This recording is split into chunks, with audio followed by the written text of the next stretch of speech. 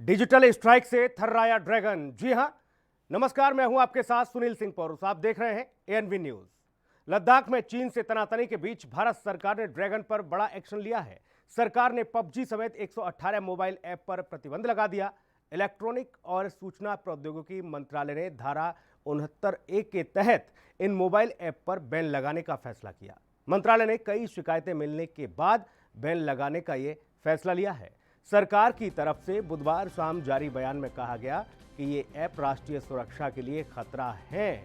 जी हां, और इसी खतरे को भांपते हुए इन ऐप को पूरी तरह से बैन किया गया। 118 ऐप जो कि चीनी ऐप बताए जा रहे हैं, इनको बैन किया गया है। तो केंद्र सरकार ने बड़ा फैसला लेते हुए पबजी समेत 118 चाइनीज मोबाइल ऐप पर प्रतिबंध लगाने का फैसला किया है। इलेक्ट्रॉनिक और सूचना प्रौद्योगिकी मंत्रालय ने धारा 69(a) के तहत इन मोबाइल ऐप पर बैन लगाने का यह फैसला किया। मंत्रालय ने कई शिकायतें मिलने के बाद बैन लगाने का यह फैसला लिया है। सरकार की तरफ से बुधवार शाम जारी बयान में कहा गया कि ये ऐप राष्ट्रीय सुरक्षा के लिए खतरा थे। इलेक्ट्रॉनिक और सूचना प्रौद्योगिकी मंत्रालय की तरफ से जारी बयान में कहा गया कि ये मोबाइल ऐप भारत की संप्रभुता, अखंडता, भारत की रक्षा, राज्य की सुरक्षा और सार्वजनिक व्यवस्था के लिए खतरा थे। मंत्रालय ने कहा कि ऐसे कई शिकायतें इस तरह की मिल रही थीं, जिनमें कहा गया था कि एंड्रॉयड और iOS प्लेटफॉर्म पर ऐसे कई मोबाइल ऐप हैं जो यूजर्स की सूचना चुराते हैं। मंत्रालय ने यह भी कहा कि ये ऐप अनाधिकृत तरीके से यूजर्स की सूचना और डेटा चोरी करके भारत के बाहर भेज रहे हैं। ये ऐप यूजर के डेटा को चोरी कर रहे हैं और उसे भारत से बाहर स्थित अपने सर्वर पर गैर कानूनी तरीके से पहुंचा रहे हैं। इन डेटा की चोरी भारत की अखंडता, संप्रभुता और सुरक्षा के लिए खतरा है।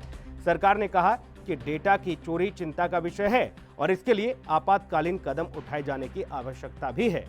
आपको ये बता दें कि भारत सरकार ने इससे पहले टिकटॉक सहित चीन के कई ऐप पर प्रतिबंध लगाया था और जून के अंतिम में भारत ने टिकटॉक हेलो ऐप के साथ ही करीब 59 चीनी मोबाइल ऐप पर प्रतिबंध लगाया। इसके बाद जुलाई के आखिर में 47 और चीनी ऐप पर पाबंदी लगाई और इस बार केंद्र सरकार ने पबजी के अलावा Livik, WeChat work, WeChat reading, AppLock, Carrom Friend जैसे मोबाइल ऐप पर पाबंदी लगाई है।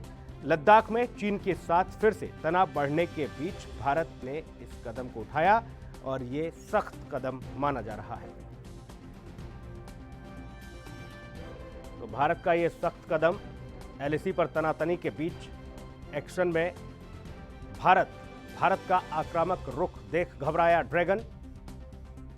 सूचना प्रसारण मंत्रालय का बड़ा फैसला। जी हां, 118 मोबाइल ऐप को बैन किया गया है, जिसमें सबसे चर्चित गेम पबजी भी शामिल है।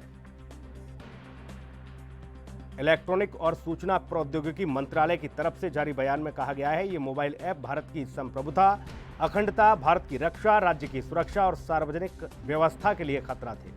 मंत्रालय ने कहा कि ऐसी कई शिकायतें मिली थीं, जिसमें कहा गया था कि एंड्रॉयड और iOS प्लेटफॉर्म पर ऐसे कई मोबाइल ऐप हैं जो यूजर्स की सूचनाएं चुराने का काम करते हैं। मंत्रालय ने कहा कि ऐप अनाधिकृत तरीके से यूजर्स की सूचना और डेटा चोरी करके भारत के बाहर भेज रहे हैं। ये ऐप यूजर्स के डेटा को चोरी कर रहे हैं और उसे भारत से बाहर स्थित अपने सर्वर पर गैर कानूनी तरीके से पहुंचा रहे हैं। इन डेटाओं की चोरी भारत की अखंडता, संप्रभुता और सुरक्षा के लिए खतरा है। सरकार ने कहा कि डेटा की चोरी चिंता का विषय है और इसके लिए आपातकालीन कदम उठाए जाने की आवश्यकता भी है। आपको बता दें कि भारत सरकार ने इसके पहले टिकटॉक सहित चीन के कई ऐप पर प्रतिबंध लगाया था। जून के अंतिम में भारत ने टिकटॉक हेलो ऐप समेत चीन के करीब 59 ऐप पर पाबंदी लगाई थी। इसके बाद जुलाई के आखिरी में 47 और चीनी ऐप पर पाबंदी लगाई गई। इस बार केंद्र सरकार ने पबजी के अलावा लिविक, वीचैट वर्क और WeChat reading, AppLock, Carrom Friend जैसे मोबाइल ऐप को पूरी तरह से बैन कर दिया। लद्दाख में चीन के साथ फिर से तनाव बढ़ने के बीच भारत के इस कदम को सख्त माना जा रहा है।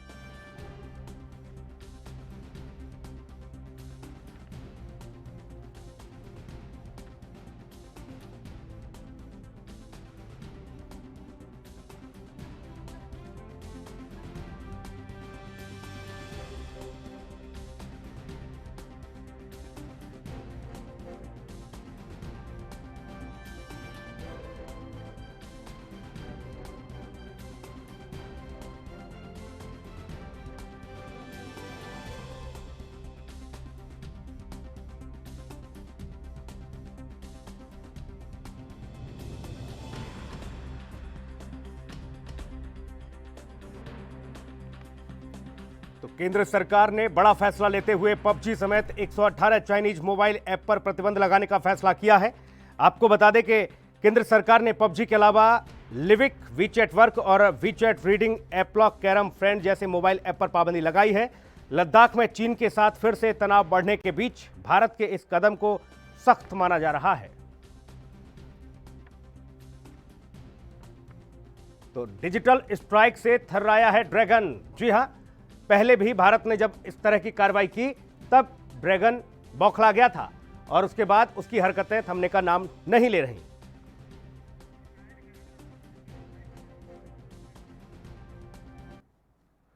और चलिए और तमाम तफ्तीश इस पूरे बुलेटिन में करते हैं, इस पूरे प्रोग्राम में करते हैं। रिटायर्ड कर्नल दर्शन सिंह जी हमारे साथ मौजूद हैं। कर्नल साहब, बहुत स्वागत है एएनबी न्यूज में आपका। भारत ने एक और बड़ी कार्रवाई की है। सूचना प्रौद्योगिकी मंत्रालय ने 118 मोबाइल ऐप को पूरी तरह से पाबंदी लगा दी है, प्रतिबंध कर दिया है। इसमें सबसे चर्चित और सबसे ज्यादा माता पिता जिस चीज से परेशान रहते थे बच्चों को लेकर, वो पबजी गेम, वो भी पूरी तरह से बंद कर दिया गया है।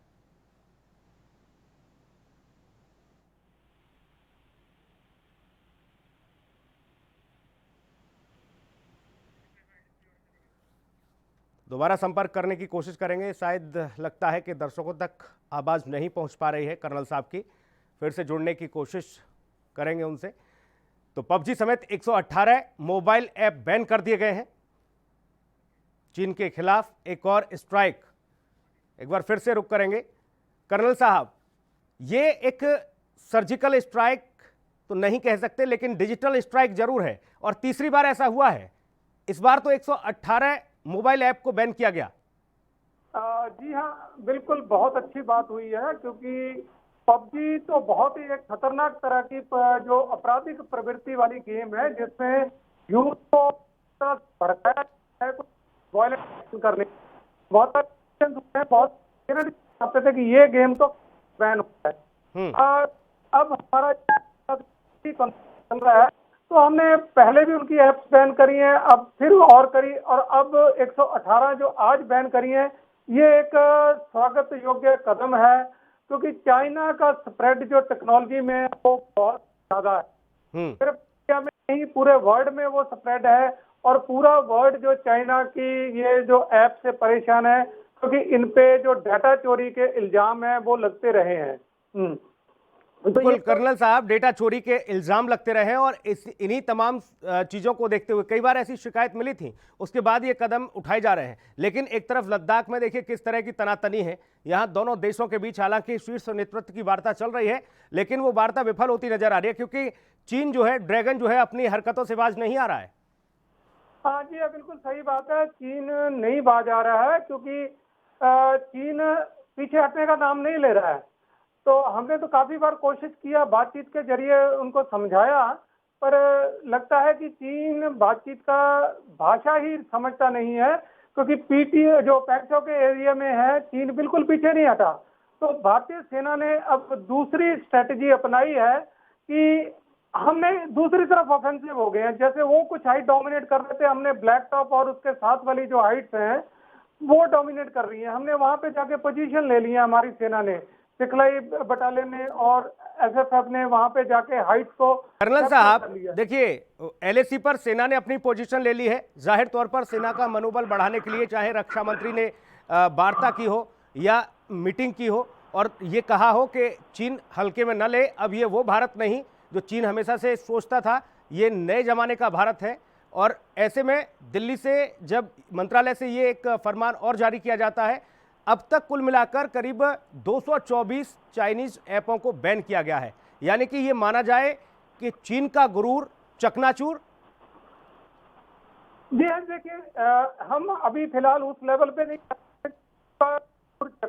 हो गया है अभी तक नहीं, पर हाँ चोट हम जरूर करके जरूर तोड़ना, और एक जबरदस्त चोट हो, तो हम डोमिनेट हाइट को करते हैं, जिस हम उनके एरिया में कर रहे हैं। जो वहां आना चाहते हैं उनको टैंक्स, बीएमपी वगैरह डिप्लॉय कर दिए हैं। दूसरा जो उनका डिजिटल थ्रेट है, जो बहुत खतरनाक है वर्ल्ड, हमने उस पर पूरी तरह से रोक लगाई है। क्योंकि ये चीजों से वो सारा जो डाटा है यूजर के मोबाइलों में एक तरह से जासूसी करी जा रही है।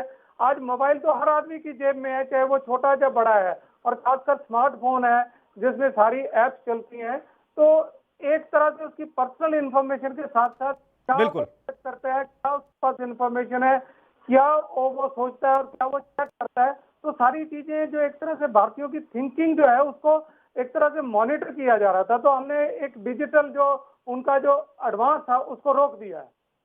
लौटूंगा कर्नल दर्शन सिंह जी आपके पास, और हमारे साथ रिटायर्ड कर्नल डीएस ग्रेवाल भी हमारे साथ मौजूद हैं। ग्रेवाल साहब, बहुत स्वागत है आपका एएनबी न्यूज में।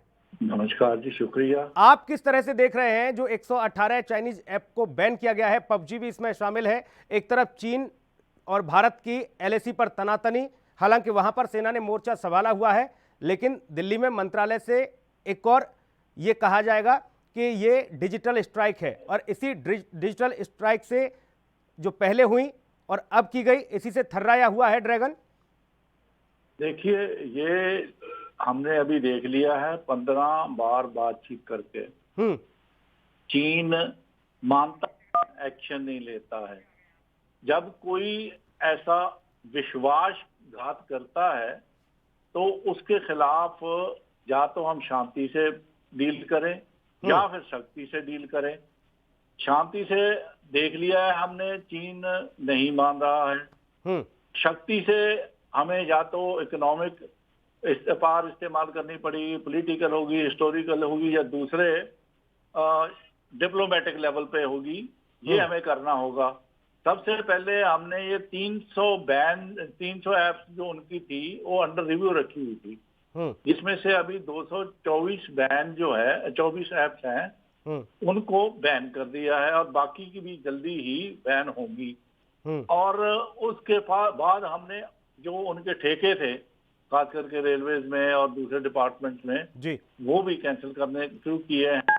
और जहां तक उनका इकोनॉमिक इफेक्ट है तो चाइना के ऊपर बहुत बड़ा पड़ेगा, और क्योंकि हमने शुरू किया है इसका असर दूसरे देशों पर भी पड़ा है। अमेरिका ने हमारा साथ दिया है और उन्होंने भी बैन की हैं, और देशों ने भी सोचा है, जैसे इंग्लैंड ने है वो भी बैन शुरू कर दिया है। तो ये है इकोनॉमिक इफेक्ट। और बाकी पावर इफेक्ट देख लीजिए, अभी जैसे हमने क्वाड में एक ग्रुप तैयार किया है चाइना के ऊपर प्रेशर डालने के लिए, जिसमें पाकिस्तान, ये अमेरिका, जापान, ऑस्ट्रेलिया और हम हैं, तो हमारे भी शिप हैं 2 उसमें। अभी उसके ऊपर पूरा प्रेशर डाला हुआ है, और अभी वो प्रेशर के नीचे है। और एक और भी जो है शक्ति का प्रदर्शन जो हमने अभी बॉर्डर पे किया है, जैसे हमारे एसएफएफ ने किया है। उन्होंने रात को कुछ एक जो पैकेट्स को है, ये 29, 30 को और 1 को रोज ही कुछ ना कुछ कोशिश करता है जी, खास करके पैंगोंग लेक के नीचे उसको कैप्चर करने का। अभी उससे जब हमें पता चलता है कि ये ऐसा कर रहा है, तो हम पहले सतर्क हैं, तो हम उसको उल्टा सबक सिखाते हैं जी, तो वो भाग जाता है। तो अभी वो इस क्यों खास करके जो मेरे को अभी खबर मिली है कि 4 पे, तो पहले 4, 5, 6, 7, 8 का चक्कर था फिंगर का पैंगोंग शो के पास, 4 भी जो है हमने दोबारा रिकैप्चर कर ली है। तो अभी कोशिश हमारी यही रहेगी कि ये जो कहते हैं लातों के भूत, बातों से नहीं मानेंगे, तो ताकत तो करनी पड़ेगी हमें इस्तेमाल। उसमें दुनिया भर में कोरोना जैसी महामारी फैलाने वाला चीन जब बाकी मुल्कों की ओर से भी दबाव बनने लगा, घेराव होने लगा, बाकी अपनी तरफ से हर तरह की सफाई पेश करने लगा, लेकिन आज तक इस बात को स्वीकार नहीं किया कि कहां कहां हमारी यानी कि चीन की गलतियां रहीं, कहां कहां इसकी इस तरह की कायराना हरकतें रहीं, और उसके बावजूद भी भारत की सीमा में घुसपैठ लगातार इसकी जारी है। यानी कि साफ तौर पर इसके मंसूबे ये दिख रहे हैं कि दुनिया कोरोना महामारी से जूझ रही है, क्योंकि चीन की ही उत्पत्ति थी ये, और उसके बावजूद ये अपनी मंशाओं को अनुरूप लगातार आगे बढ़ रहा है। लेकिन इसको समझना होगा ग्रेवाल साहब कि ये नए जमाने का भारत है। अब उस मुगालते में न रहे चीन कि पहले जिस तरह से लगातार इस तरह की हरकतों को अंजाम देते देते भारतीय सीमा में ये लोग दाखिल हो जाते थे। अभी ये समझ लेना चाहिए कि भारत के इरादे पक्के हैं। जब डिफेंस मिनिस्टर ने, प्राइम मिनिस्टर ने बोल दिया है कि इनको खदेड़ना है तो खदेड़ना है, तो अभी खदेड़ेंगे ही। अगर आप नहीं पीछे हटता तो खदेड़ना तो होगा ही। पहले जैसे अभी जो 3 दिन से बातचीत हो रही थी, फेल क्यों हो रही है? वो कह रहा था कि जो है आपने कोई जो भी बात करनी है, कहीं हथियार को इस्तेमाल नहीं करना, और हम शांति में से ही ऐसे मिलकर ही अगर करना है तो फिजिकली टच करना है, वेपन को इस्तेमाल नहीं करना है। तो भारत में साफ ही कह दिया है कि देखिए आप तो किसी वादे पे टिकते नहीं है, तो वादे आपके टूट गए, तो आपकी सारी संधियां भी टूट गई। तो हम तो अभी इस्तेमाल करेंगे हथियार, आप जो जैसे बकवास करो, जैसे मर्जी करते रहो, हम अभी आपके ऊपर हथियार इस्तेमाल करेंगे अगर आप पीछे नहीं हटेंगे। यही बातचीत पे प्रेशर उनके ऊपर चल रहा है, और आशा करते हैं कि चीन जो है वो समझ जाएगा कि भारत अभी रुकने वाला नहीं है, उसको खदेड़ के रहेगा, उसको निकाल के रहेगा, उसको पुरानी जगह पर बैठा के रहेगा।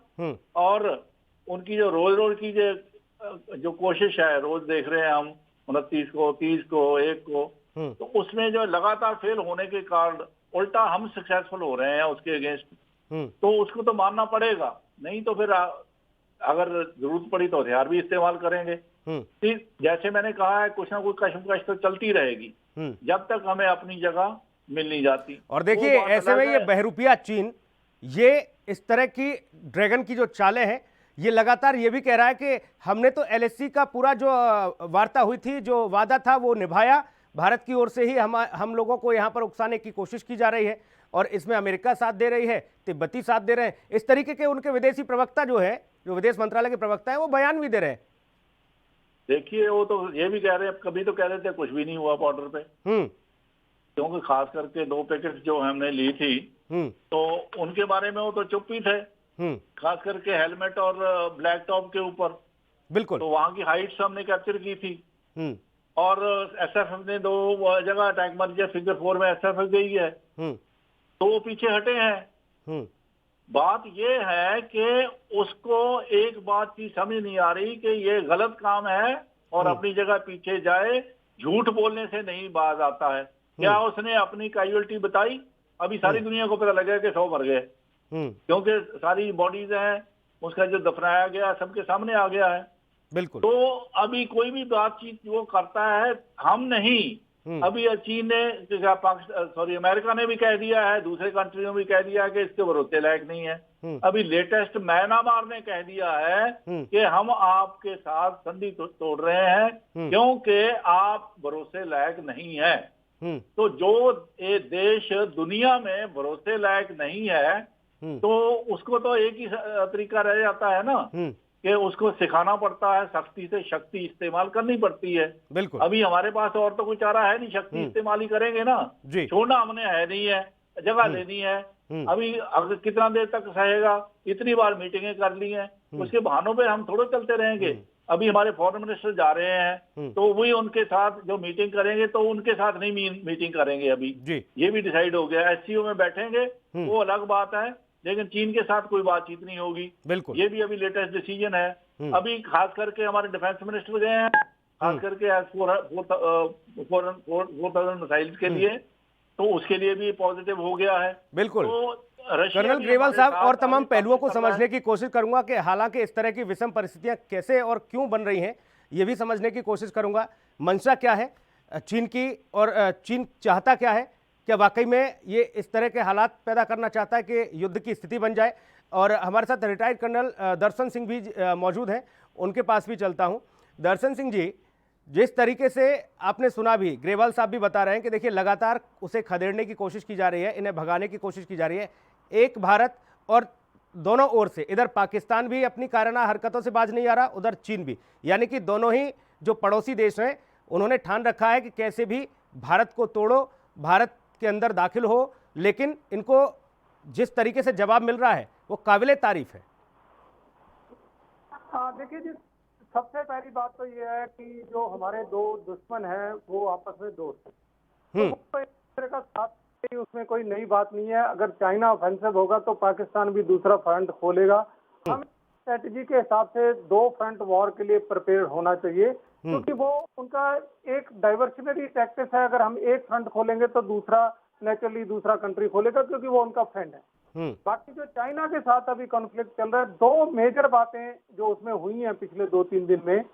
पहली बात कि हम अभी तक डिफेंसिव थे, चाइना अंदर आया था, हम उनसे बातचीत कर रहे थे कि वो पीछे चला जाए, और वो जो एलएसी को चेंज करने की कोशिश कर रहा है हम उसको नहीं करने दे रहे थे और चाहते थे कि वो पीछे चला जाए। वो बातों से पिछले 75 दिन में कोई रिजल्ट नहीं निकला। तो पहली बार पिछले 2 दिनों में हम ऑफेंसिव हो गए हैं। हमने कुछ हाइट्स कैप्चर कर ली हैं। जो चाइना कर रहा था हमने वो भी दूसरे सेक्टर में कम कर दिया है। वो काम करके हमने कुछ हाइट्स ऐसी ब्लैक टॉप और जो दूसरी हाइट्स है वो कैप्चर कर ली है, जिससे जो चाइना ऑब्जर्वेशन कर रहा था हमारी साइड में, हमने उनकी साइड में ऑब्जर्वेशन कर दिया है और तो ये हाइट कैप्चर करने से रोक दिया है। और ये सिर्फ रोका नहीं है, एक स्ट्रांग विल दिखा के रोका है। हमारे टैंक्स वहां डिप्लॉयड है, हमारी इन्फेंट्री ने जाके वहां पे कब्जा कर लिया है चाइनीज के आने से पहले।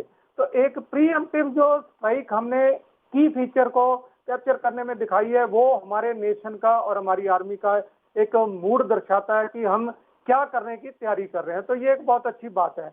दूसरा, जो बातचीत का लेवल है वो बढ़ा है। अभी डिफेंस मिनिस्टर तक पहुंच गया है कि तो बातचीत का जब लेवल बढ़ रहा है तो इसका मतलब सरकार उनकी बातचीत करना चाहती है। पहले जिस बातचीत हो रही थी तो वो सिर्फ मिलिट्री लेवल पे हो रही थी। मिलिट्री लेवल पे सक्सेस किसी बातचीत की होना बहुत कम चांसेस होते हैं, पर क्योंकि अब सरकार लेवल पे बात होगी तो निश्चित ही चाइना की तरफ से कोई कमिटमेंट आएगा और उनको पुराना इलाका पे जाना पड़ेगा और ये जहां जहां आगे बढ़े हैं उसको खाली करना पड़ेगा। और ये जो एक डिजिटल स्ट्राइक हमने किया है ये भी इफेक्ट है, एक लेसन है चाइना के लिए, क्योंकि चाइना आजकल सर्वाइवल जो उसका है ट्रेड के ऊपर में है। एज इट इज जो ट्रेड है अभी कोरोना के कारण बहुत ज्यादा हो गया है। कर्नल साहब एक और छोटा सा सवाल मेरा, फिर आप जवाब दीजिए। अब तक हमने कई बार ये देखा इस सरकार से पहले कि सेना को रोकने की कोशिश की जाती है, सेना पर पाबंदी है, सेना को आदेश नहीं है, सेना ये नहीं कर सकती, सेना वो नहीं कर सकती। लेकिन अब तो जो भारत सरकार फैसले ले रही है, क्या आपको लगता है कि वो काबिल तारीफ है और बिल्कुल ऐसा होना चाहिए? यहाँ सेना को जिस तरीके से छूट दी जा रही है और कहा जा रहा है कि अगर इस तरह की हिमाकत कोई करता है, 1 इंची अगर कोई आगे आने की कोशिश करता है, उन्हें खदेड़ना होगा, उन्हें भगाना होगा, उन्हें पूरे आदेश दिए गए हैं। तो ये काबिल तारीफ है भारत सरकार के जो फैसले हैं और जो छूट दी गई है सेना को। देखिए, जो सेना है, सेना कभी भी हाथ बांध के नहीं लड़ सकती। सेना को हर कमांडर को हैंड होना चाहिए कि क्या एक्शन उसने मौके के हिसाब से लेना है, चाहे वो इंसर्जेंसी हो, जम्मू कश्मीर इंटरनल सिचुएशन हो, चाहे वो बॉर्डर हो पाकिस्तान का या चाइना का। तो ये एम बिल्कुल क्लियर होना चाहिए, ऑर्डर बिल्कुल क्लियर होना चाहिए, जिसमें बहुत बड़ी जो पहले एम्बिग्यूटी थी कि चाइना के समाज हमारी क्या पॉलिसी है, पाकिस्तान के साथ क्या पॉलिसी है, क्या वहां हथियार ले जाने हैं, क्या निहत्थे पेट्रोलिंग करनी है, किस तरह के वेपन यूज करने हैं। तो जब ये ऐसे राइडर या रेस्ट्रिक्शन हट जाएंगी तो निश्चित सबसे पहले तो मनोबल बढ़ेगा।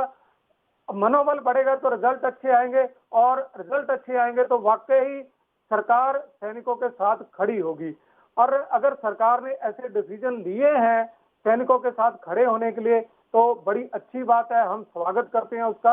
अगर पहले भूले हुई हैं, हर सरकार ने अपने हिसाब से डिसीजन लिए हैं। कारगिल भी हुआ, उसमें भी इसी पार्टी की सरकार थी, उसके बाद दूसरी पार्टी की थी, श्रीलंका में भी दूसरी पार्टी की। तो हम पार्टी हम चलते हैं जो मौजूदा सरकार है, जो सरकार है, प्रधानमंत्री है, हम उसका पूरा उसको अख्तियार है कि अपनी सेना को किस तरह से यूज करना है और उनको क्या छूट देनी है।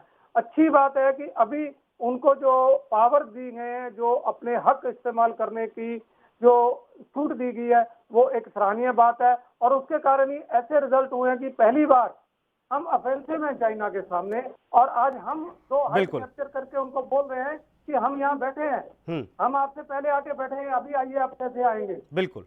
और ये जाहिर तौर पर दिखाता है कि भारत के मंसूबे, भारत के हौसले कितने बुलंद हैं, क्योंकि इस चीन की जो हरकतें हैं, चाइना की जो हरकतें हैं, अब उनसे भारत डरने वाला नहीं है। कर्नल साहब बहुत धन्यवाद आपका जो हमारे साथ जुड़े। कर्नल DS ग्रेवाल साहब, आपका भी बहुत धन्यवाद, और कर्नल दर्शन सिंह जी, आपका भी बहुत शुक्रिया। इस खास पेशकश में इतना ही। नमस्कार।